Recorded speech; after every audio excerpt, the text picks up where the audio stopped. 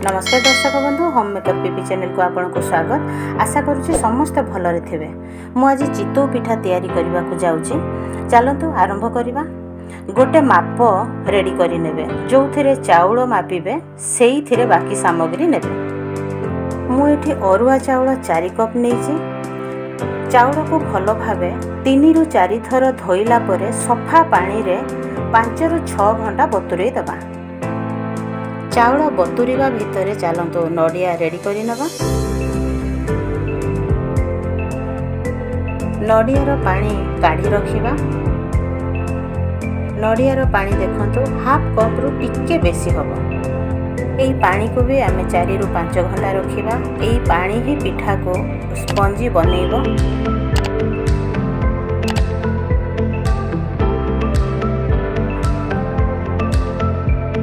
चाउल बतुरी जाइए। चलतु चाउल को बाटी नबा।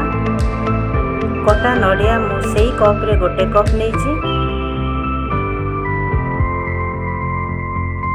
गुड़ गोटे कप नेबे। गुंड गुड़ मु टिके कम नेइछि। गोटे कप पानी दे ताको भल भाबरे बाटी नबा। गुड़ जगह रे आपण चीनी नहीं पारिबे। बाकी चाउल को भी आमे पीसी नबा।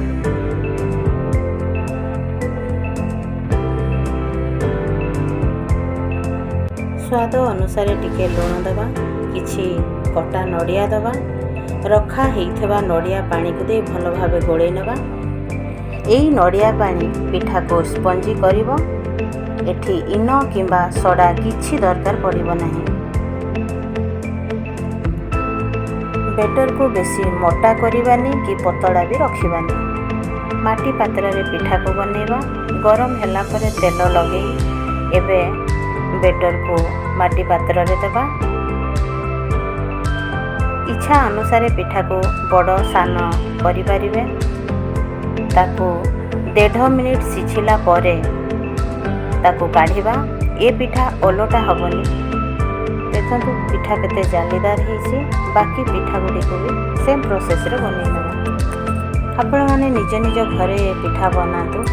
4 कप चाउल, 3 कप पानी जगार आपण क्षीर भी नहीं पारिबे। हाफ कप नडिया पानी, गोटे कप नडिया, गोटे कप गुड़। केवल 3टी सामग्री रे एते सुंदर स्पंजी टेस्टी पिठा घरे तैयारी करि पारिबे।